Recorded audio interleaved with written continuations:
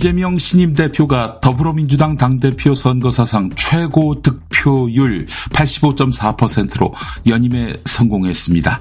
조선일보는 민주당 70년 역사에서 이처럼 한 지도자가 유일무이한 핵이 되는 단일 체제는 초유의 일이라고 전했습니다. 민주당 진영에서 변방 사또로 불렸던 이재명 대표는 첫 당대표 후보로 나설 때 총선 승리를 공약으로 내걸었는데 야당이 사상 최초로 과반을 훌쩍 넘어 175석 압승을 거둠으로써 약속을 완수했습니다. 비주류는 절반 이상 쪼그라들었는데요. 정치적 효능감 제로의 친노 친문파리 정치에 종언을 구했기 때문 아닐까요? 자, 그런데 언론은 당내 통합이 절실하다 이렇게 떠들고 있습니다. 한 입으로는 이재명 1극 체제가 됐다고 하면서 8.18 민주당 전당대회 최고위원 선거 결과도 관심입니다.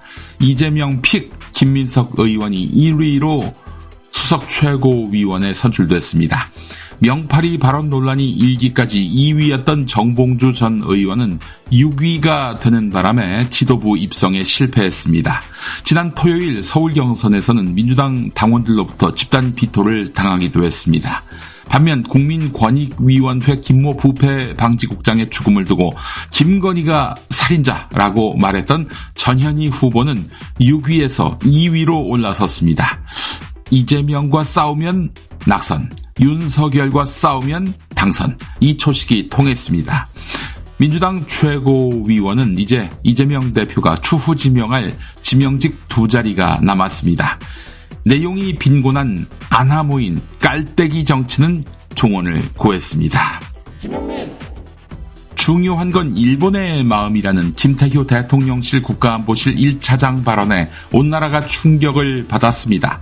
김태효는 KBS 뉴스라인 W에 출연해 마음이 없는 사람을 다그쳐서 억지로 사과를 받아낼 때 그것이 과연 진정한가, 한일 관계 협력에 도움이 되는가 생각한다 라고 말했지요.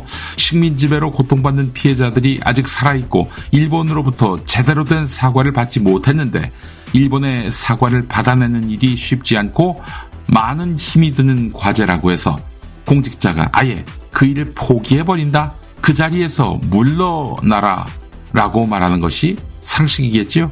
그를 참모로 둔 대통령 또한 물러나라 이렇게 이야기하는 게 또한 상식일 것입니다. 어제 기준 서울은 28일째, 부산은 24일째 열대야가 발생했습니다. 모기도 처서가 지나면 입이 비뚤어진다는 속담이 있지요. 한여름 더위는 절기상 처서에 한풀 꺾였습니다. 그러나 올해는 밤낮 없는 더위가 이달 말까지 이어질 것으로 예상됩니다. 최악의 여름으로 꼽혔던 1994년과 2018년에는 처서를 전후해 태풍이 찾아와 더위를 몰아갔지만 올해는 태풍조차 북상하지 않고 있습니다. 8월 들어서 세계적으로 4개의 태풍이 발달했지만 우리나라 부근까지 올라오진 않았습니다. 비단 해수면 온도, 기후 위기만이겠습니까? 무능 정권에 분노하는 국민의 마음, 즉 높은 체감 온도도 열대야의 한 원인이 되지는 않을까요? 내년도 최저임금이 10,000원을 넘어서며 경영계가 최저임금 인상 부담으로 고용이 줄어들 수 있다고 주장해왔지만 정작 대부분의 저임금 사업장은 고용에 별 영향이 없는 것으로 나타났습니다. 한국노동경제학회가 지난해 11월 3,000여 곳의 사업체의 노동자 5,583명을 대상으로 한 최저임금 적용 효과에 관한 실태조사 보고서를 보면 사업체 80%는 최저임금 인상에 따른 고용 영향에 대해 변동 없다라고 답했습니다. 변동 없음 응답률은 2019년 55%에서 해마다 늘었습니다. 반면 최저임금 인상 부담으로 고용이 감소했다는 사업체는 10%에 못 미쳤습니다.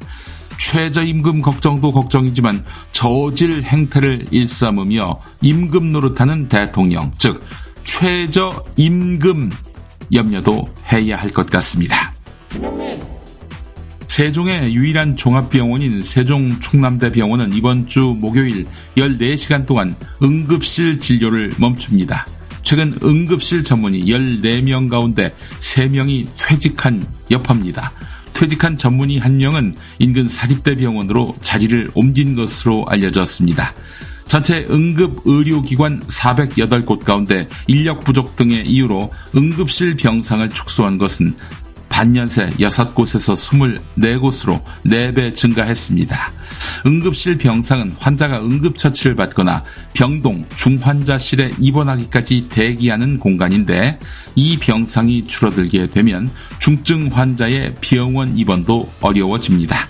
이 문제를 오늘 한겨레와 동아일보가 다뤘는데 대책이 없으면 추석쯤 대란이 발생할 수도 있다고 합니다.